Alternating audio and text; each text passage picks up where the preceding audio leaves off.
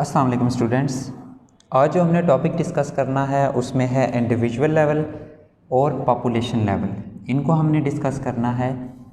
उससे पहले आपको पता है कि हमने डिफरेंट लेवल ऑफ ऑर्गेनाइजेशन देखे कि ऑर्गेनिज़म्स की ऑर्गेनाइजेशन के अंदर डिफरेंट लेवल्स आते हैं। सबसे सिंपल लेवल हमने डिस्कस किया atomic and sub atomic level, इसके बाद molecular level, cell and organelle level, tissue level और एंड पे हमने डिस्कस किया था organ and organ system level. इसके बाद आता है इंडिविजुअल लेवल, इंडिविजुअल या फिर एक ऑर्गेनिज्म लेवल। अब हमें पता है कि एक ऑर्गेनिजम्स के अंदर क्या प्रेजेंट होते हैं, different organs and organ systems present होते हैं। जब वो organ and organ system organised way में काम करते हैं, ऑर्गेनाइज्ड वे में अरेंज होते हैं, तो फिर क्या बनता है, एक इंडिविजुअल बनता है या फिर एक ऑर्गेनिज्म बनता है।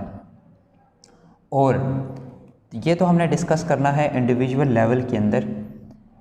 इसके बाद जो हमने पॉपुलेशन लेवल डिस्कस करना है, आपको पता है इंडिविजुअल या ऑर्गेनिजम्स क्या बना रहे होते हैं, इकोसिस्टम।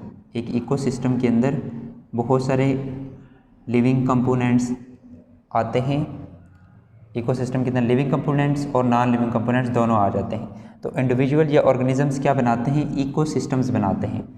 तो नेक्स्ट जो हमने लेवल पढ़ने हैं, जिसमें पॉपुलेशन लेवल है, कम्युनिटी लेवल है, बायोस्फीयर लेवल है, वो असल में हमें ये बता रहा होता है कि एक इकोसिस्टम की ऑर्गेनाइजेशन किस तरह से होती है। यहाँ तक जो हमने पढ़ा था ये ऑर्गेनिजम्स के लेवल ऑफ ऑर्गेनाइजेशन के क्या थे, एक ऑर्गेनिज्म की लेवल ऑफ ऑर्गेनाइजेशन थे या एक ऑर्गेनिज्म की ऑर्गेनाइजेशन के लेवल थे, इंडिविजुअल लेवल तक। इसके बाद इकोसिस्टम की ऑर्गेनाइजेशन के लेवल्स आते हैं, जिसमें सबसे सिंपल लेवल है इंडिविजुअल लेवल, जिसको हम स्पीशी लेवल भी कहते हैं। इसके बाद पॉपुलेशन, इसके बाद कम्युनिटी लेवल और फिर आगे इकोसिस्टम और बायोस्फीयर लेवल। ठीक है, तो अभी जो हमने डिस्कस करना है वो है इंडिविजुअल लेवल। उसके बाद हम देखेंगे पॉपुलेशन लेवल कि किस तरह से इंडिविजुअल फिर आगे इकोसिस्टम को ऑर्गेनाइज करते हैं, इकोसिस्टम बनाते हैं। अच्छा, तो इंडिविजुअल लेवल क्या हुआ, different organs and organ system are organised together to form an individual और ऑर्गेनिज्म। डिफरेंट ऑर्गन्स, हमने ऑर्गन एंड ऑर्गन सिस्टम को इससे पहले डिस्कस किया था। अगर वो ऑर्गेनाइज फॉर्म में अरेंज होते हैं तो क्या बनता है, एक इंडिविजुअल या फिर एक ऑर्गेनिज्म। इन ऑर्गेनिज्म, एक ऑर्गेनिज्म के अंदर the function, processes and activities of various organs and organ systems are coordinated. एक ऑर्गेनिज्म के अंदर हर एक जो ऑर्गन सिस्टम होता है वो कोऑर्डिनेशन में काम करता है। यानी अगर हमारा एक रिस्पिरेटरी सिस्टम है, वो रिस्पिरेटरी सिस्टम हमारी बॉडी के जितने भी और सिस्टम्स हैं, जैसे डाइजेस्टिव सिस्टम, इसके बाद सर्कुलेटरी सिस्टम, हर एक सिस्टम के साथ ये लिंक होगा। यानी हर एक सिस्टम के साथ ये क्या करेगा, इसकी कोऑर्डिनेशन होगी, कोऑर्डिनेट करेगा। हर एक जो सिस्टम है वो दूसरे सिस्टम के साथ क्या करता है, कोऑर्डिनेट करता है। एक इंडिविजुअल के अंदर, एक ऑर्गेनिज्म के अंदर, in organism the function, processes and activities of various organs and organ systems are coordinated. यानी वो आपस में लिंक में रहते हैं। एक सिस्टम अकेले काम नहीं कर सकता। For example, when a man is engaged in a continuous and hard exercise. अब ये एक एग्जाम्पल है कि किस तरह से हमारी बॉडी के डिफरेंट सिस्टम्स एक दूसरे के साथ कोऑर्डिनेटेड हैं, कनेक्टेड हैं।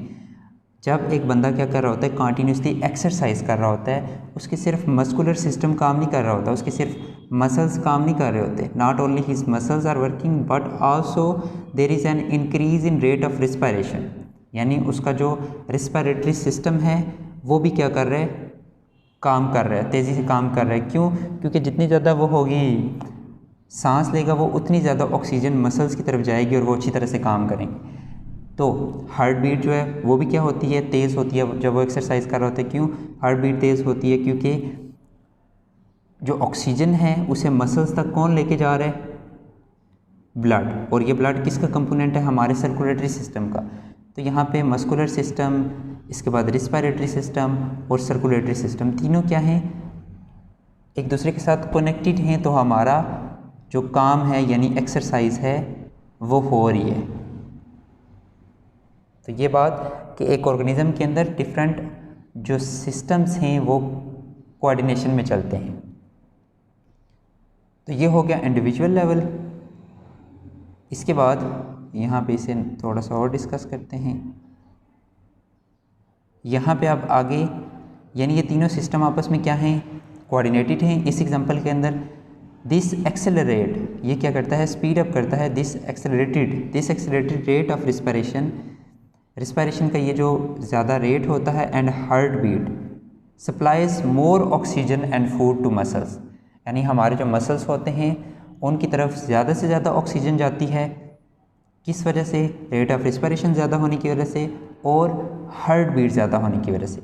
रेट ऑफ रिस्पायरेशन से हम ज़्यादा से ज़्यादा ऑक्सीजन को लंग्स के अंदर लेके जा रहे होते हैं और हार्ट बीट ज़्यादा होने की वजह से वो ऑक्सीजन जल्दी जल्दी आगे मसल्स की तरफ ट्रांसपोर्ट होती है।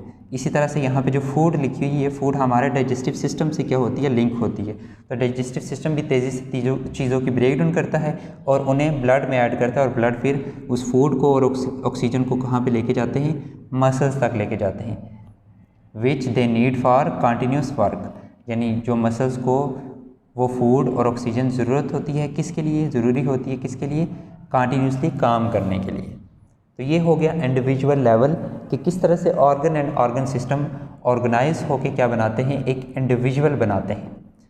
तो यहाँ तक हुआ इंडिविजुअल एक ऑर्गेनिज्म का लेवल ऑफ ऑर्गेनाइजेशन के, ऑर्गेनिज्म की जो ऑर्गेनाइजेशन है उसके अंदर कौन कौन से लेवल्स आ जाते हैं। इसके बाद हमें पता है इंडिविजुअल से आगे फिर इकोसिस्टम बनता है।